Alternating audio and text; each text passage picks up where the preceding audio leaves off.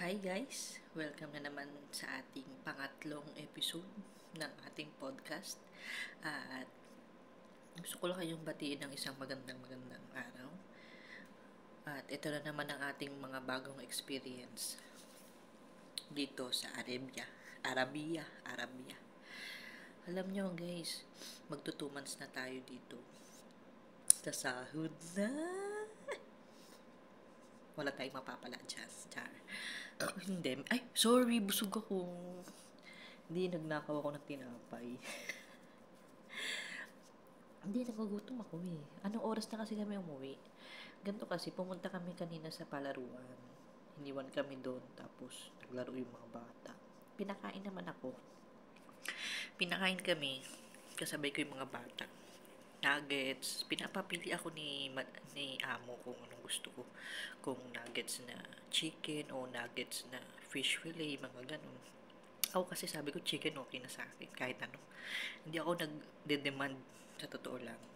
Hindi ako nagde-demand sa kanila na gusto ko ng ganito, gusto ko ng ganyan. Kung ano ibigay nila sa akin, okay lang sa akin yun. Hindi ako nag-aano sa kanila na, ay ayoko niyan, hindi yung ano, hindi.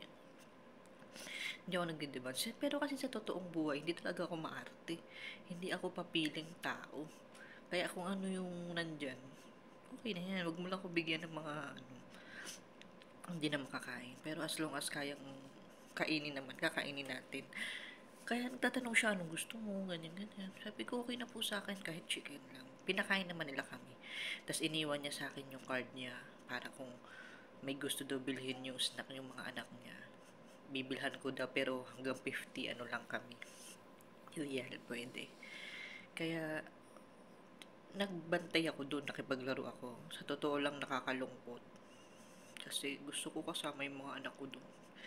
Parang iniisip ko, what if kung anak ko kaya yung kasama ko dito, tumatalo, naglalaro, siguro ang sarap sa pakiramdam. Fake yung fake yung saya. Sa totoo lang, fake yung ngiti. Parang gusto mo lang mabawasan yung boredom.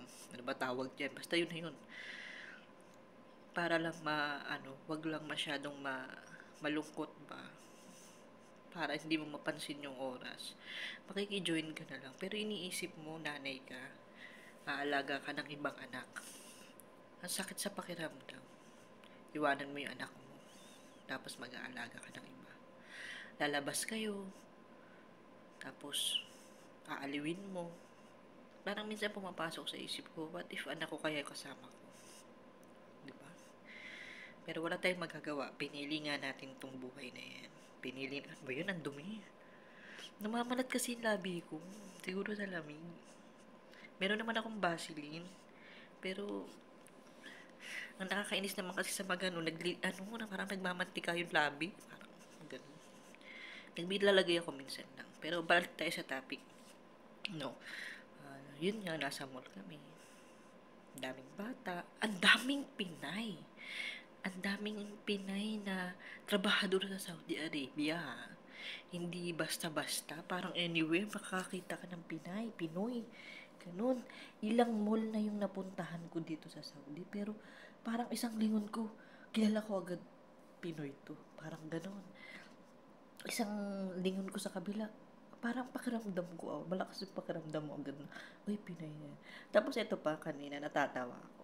Bumili ako ng tubig. Ay, hindi. Ng chips. Kasi gusto ng bata, chips. Tapos, hindi ko naman alam na Pinay yung sales lady doon sa parang mini store. Sabi niya, ay, wait lang, te.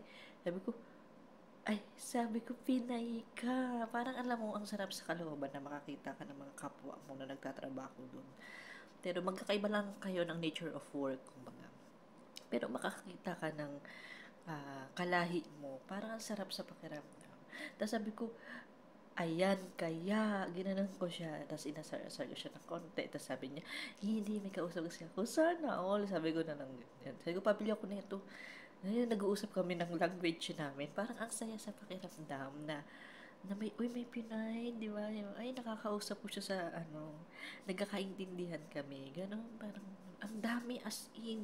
Parang, Ewan ko, basta, tas yung mga, yung mga katulong din na katulad ko, yung mga nani, ayaya din, yung mga bata na napunta, mga Pinay din, siguro mga nasa 10. Alam mo, ang sarap sa pakiramdam. Kasi, minsan nagsishare sila ng experiences nila. Although, pag may amo, hindi kasi pwede yung ganun. So, pag kami-kami lang, yung mga simpleng usapan lang na kunyari nakatayo, nagbabantay pero nagchichismisan. Hindi mawawala sa Pinay yan. Hindi mawawala yung mga kwentuhan na kamusta ka ba, ganyan, ganyan, okay ka lang ba? Yung meron kang malalaman, matatapos na yung kontrata. Yung iba naman nagsisimula, katulad ko.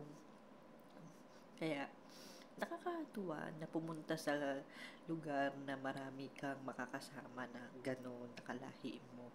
Ang Saudi Arabia na po, grabe talaga nakakatuwa, natutuwa ang puso ko pag nakakita ko, ay Pinay ito, ay Pinoy ito, sa restaurant, sa kung ano man.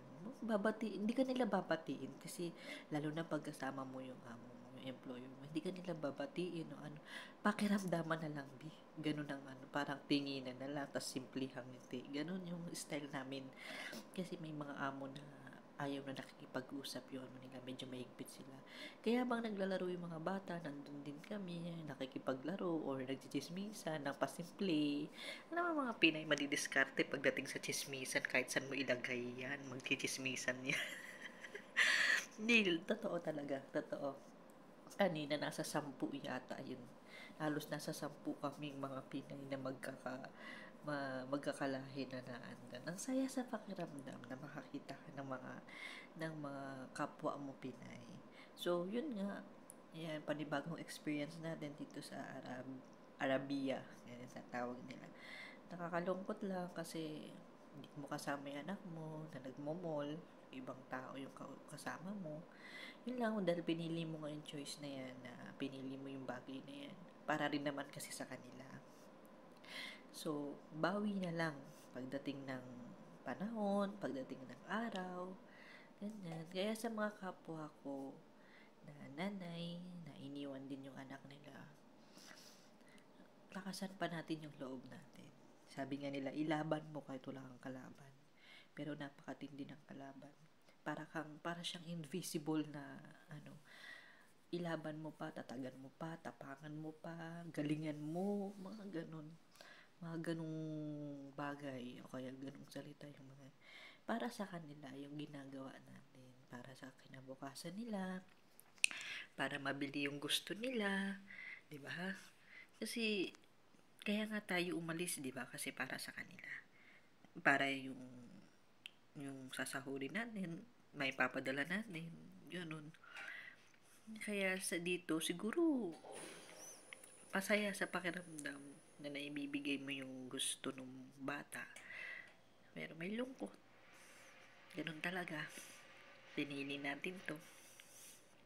Pero at the end of the contract naman, babalik tayo sa kanila. Tatapusin natin yung dalawang to, uuwi tayo, makakasama natin sila. And 'di ba? Pagbalik natin, maayos na yung kalagayan nila, yung mga gusto natin para sa kanila na ibigay na natin. Yun na lang, yung positive things na lang yung iisipin siguro para hindi tayo masyadong ma,